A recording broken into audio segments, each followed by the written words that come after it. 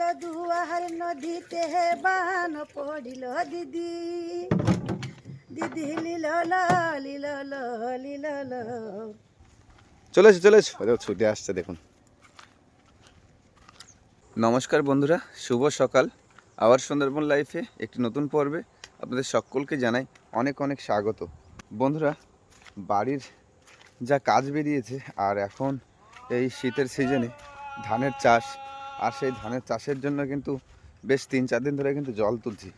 এখনও কিন্তু ঠিকঠাক জল উঠিনি, আর মাঠ কিন্তু পুরো চাষ হয়ে গেছে, আর জলও প্রায় উঠে গেছে। আর আজকে জল তুললে প্রায় অনেকটাই হয়ে যাবে, আর আমাদের ধান কিন্তু রোয়ার মতো টাইম হয়ে গেছে। আজ থেকে প্রায় 3-4 দিন আগে থেকে কিন্তু মাঠে জল উঠছে।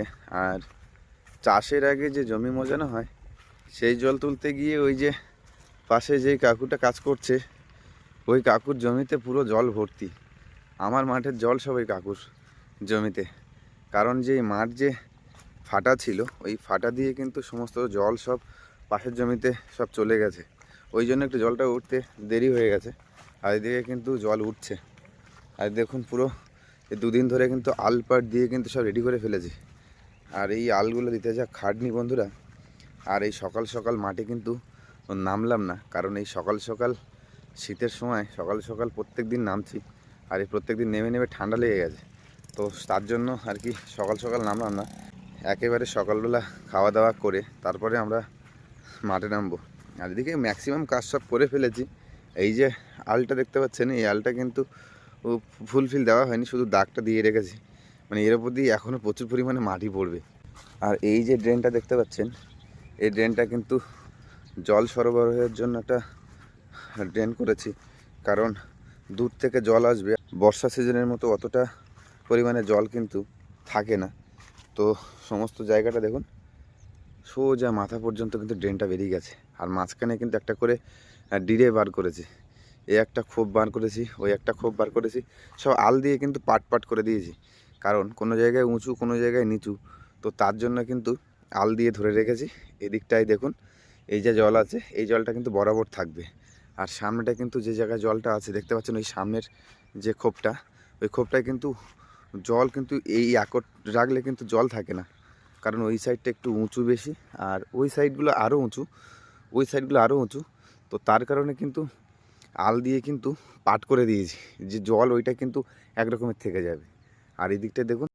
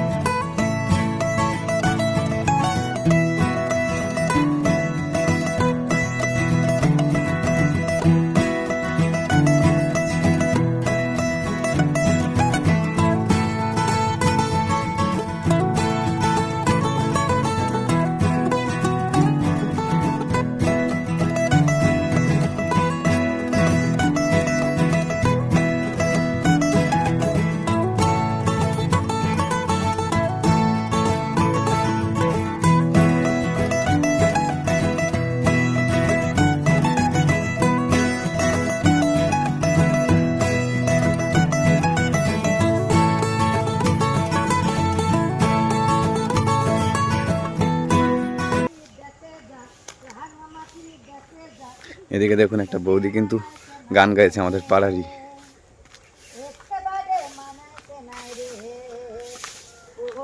পাহাড়ি দেশে যা, রাঙা মাটির দেশে যা, ইতাকে তোকে মানাইছে নাই রে, একেবারে মানাইছে নাই রে। লাল পাহাড়ি দেশে যাবি, হাড়ি আর মাদল পাবি, লাল পাহাড়ি দেশে যাবি, হাড়ি আর মাদল পাবি, মেয়ে মরদের আদর পাবি রে। ওহ নগর একেবারে মানাইছে নাই রে। ওহ লাল পাহাড়ির দেশে যা, রাঙা মাটির দেশে যা, তাকে তোকে মানাইছে নাই রে, একেবারে মানাইছে নাই রে। দুয়ার নদীতে বান পড়িল দিদি, দিদি লিল লিল লিল। শাল তলে বেলা ডুবিল দিদি লিল, শাহাল তলে বেলা ডুবিল দিদি লীল লীল শাহাল তলে বেলা ডুবিল দিকা মেঘ নেলো পশ্চিম দিকে জড়ো হলো দিকা মেঘ নেলো পশ্চিম দিকে জড়ো হল একাটু বানয়েল শাড়িও ভিজিয়া গেল একাটু বানয়েল শাড়িও ভিজিয়া গেল দিদি লীল লীল শাহাল তলে বেলা ডুবিল দিদি লীল লীল শাহাল তলে বেলা ডুবিল বাক মন্দির পাহাড়ে পরম গুরুর লরে সোনার ছাতা ধৈর না সোনার ছাতা ধৈর না রে আগম জলে দাঁড়িয়ে সাজিনা আগম জলে দাঁড়িয়ে সাজিনা হাঁটু জল পাড়া পাড় কাপড় ভিজে গেল রে শাহাল তলে বেলা ডুবিল দিদি লীল লীল শাহাল তলে বেলা ডুবিল দিদি লীল লীল শাহাল তলে বেলা ডুবিল। দারুণ দারুণ। এটা কি সাঁওতালি গান? সাঁওতালি গান। আর সাঁওতালি গান তার আরও মুখস্থ আছে? অনেক মুখস্থ আছে। তাহলে একদিন জমিয়ে গানের আসর হবে? দেখা যাক পারি কিনা। সুন্দর হয়েছে গানটা। ও মা, তুমি যাবা মা?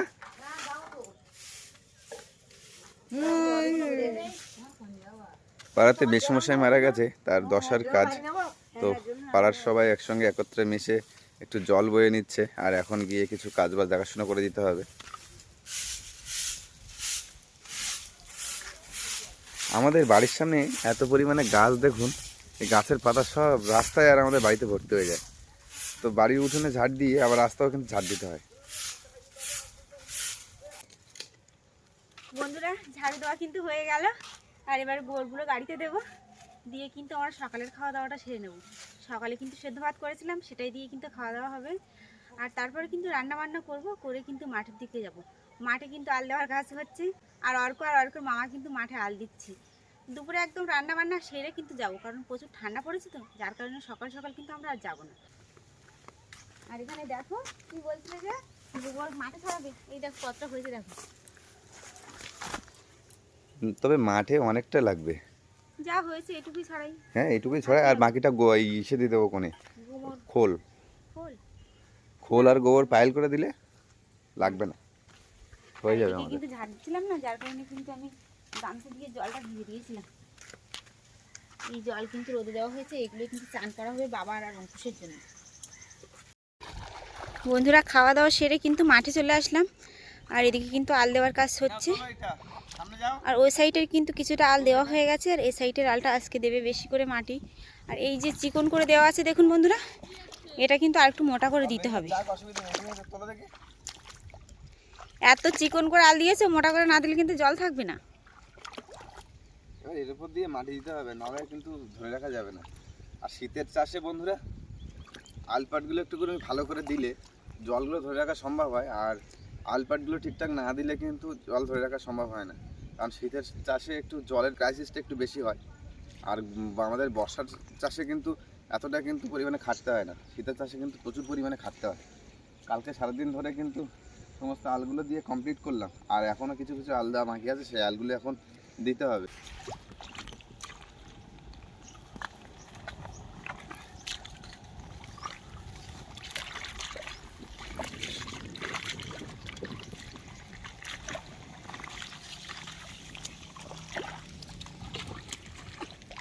দেখুন বন্ধুরা, এই যে একটা ড্রেন করা হয়েছে, এর ভিতরে কিন্তু জল দেওয়া হবে। দেখুন কতটা সুন্দরভাবে ড্রেনটা কিন্তু করা হয়েছে। যখন ধান দেওয়া হয়ে যাবে তখন কিন্তু এই ড্রেনের ভিতর দিয়ে কিন্তু জল দিতে হবে। হ্যাঁ, এই ড্রেনের ভিতর দিয়েই দাও, দিলে একদম পুরো মাঝখান দিয়ে যে ড্রেনটা আছে সেই মাথা দিয়ে ওই মাথায় কিন্তু জল চলে যাবে।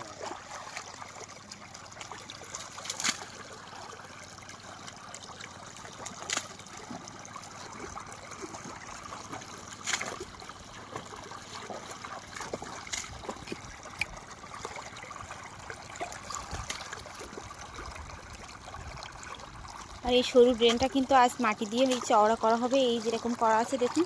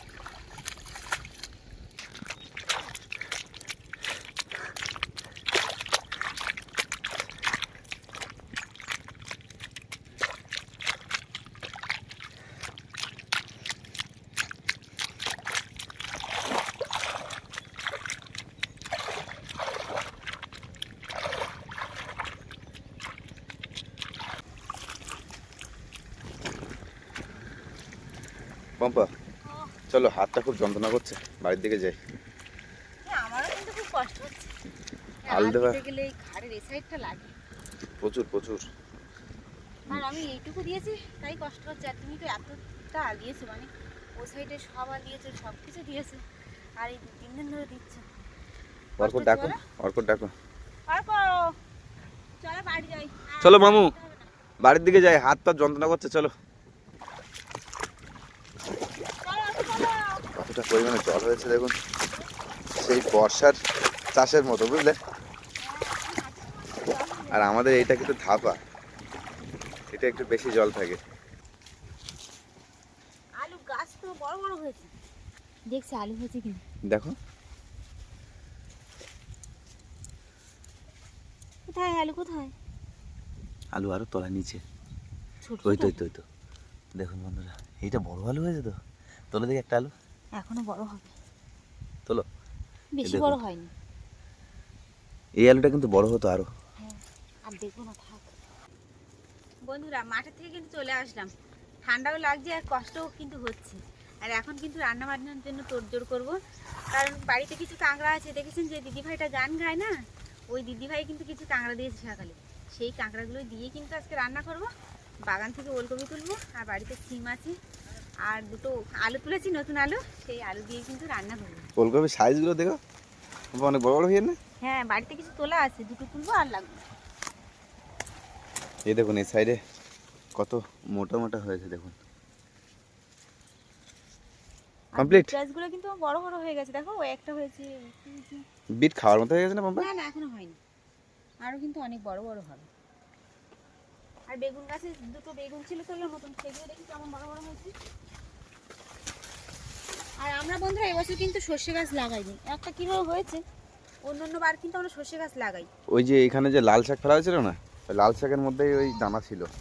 আর এইখানে বাগানটা তো আমরা চাষ করতে পারিনি, বেগুনি একটা তোলার মতো হয়েছে। কি অনেক কিন্তু বেগুন হয়েছে। দেখুন একটা গাছে যা বেগুন হয়েছে, অস্থির। একটা কোথায় তোলার মতো হয়েছে, দুটো হয়েছে যে। ওই দেখুন বাড়ির ক্ষেতের, তবে কম সার দেওয়া কিন্তু বন্ধুরা। বাবা, এটা খেয়ে নিয়েছে কিসে? পাখিতে খেয়ে নিয়েছে। যা, ওটা পাকেতে না পোকায় খেয়েছে? পাখিতে খেয়েছে না, পাখিতে খেয়েছে। তুলে না রেখে লাভ নেই। আর আমরা কিন্তু বন্ধুরা বাগানে এসেছি, দেখি টুনি কিন্তু বুঝতে পেরেছে। টুনি দেখুন, টুনি বুঝতে পেরেই কিন্তু ঝামেলা শুরু করে দিয়েছে। কি হলো, আসবি? টুনিকে পাতাগুলো দিয়ে আসে তো। হ্যাঁ, ডাঁটাগুলো দাও, ছাড়াও ডাঁটাগুলো আগে। আমরা যেই বাগানে আসি, টুনি সেই সাথে সাথে মনে করে ও আমার ধারে আসছে, সেই কারণে কিন্তু ডাকাডাকি শুরু করে দেয়।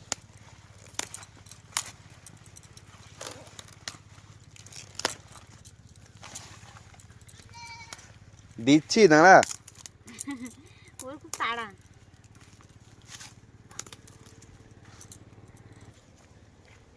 হ্যাঁ, একে দুটো দাও। বেগুন খাবে ও? বেগুন খাবে না, না খেলে আর টুনি খাবে বেগুনটা। দেখি এখন, ও না খেলে টুনিকে পরে দিয়ে দেবে। চলে এসো ও দেখো ছুটে আসছে দেখুন।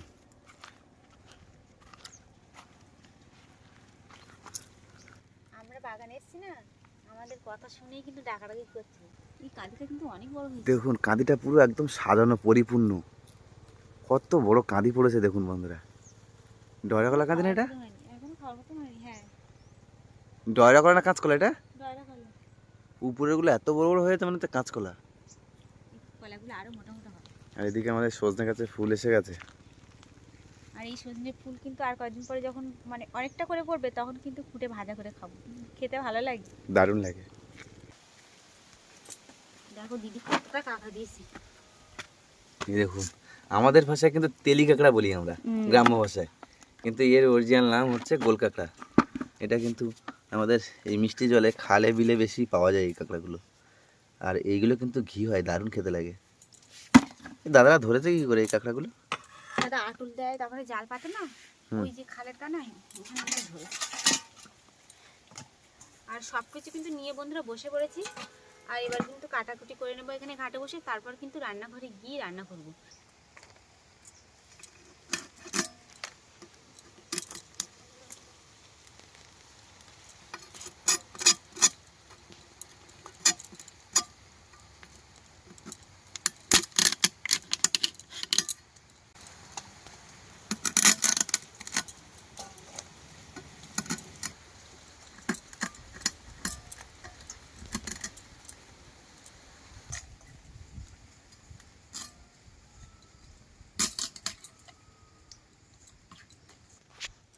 কাঁকড়াগুলো বুঝলে হুম। বেশি বেশি ঝাল।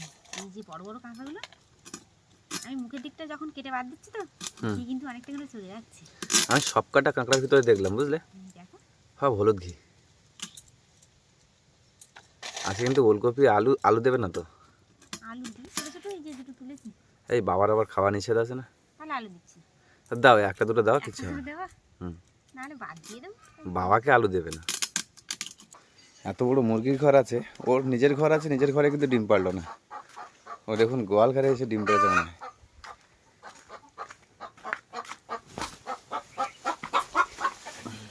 এই দেখুন কোথায় ডিম পেড়েছে দেখুন।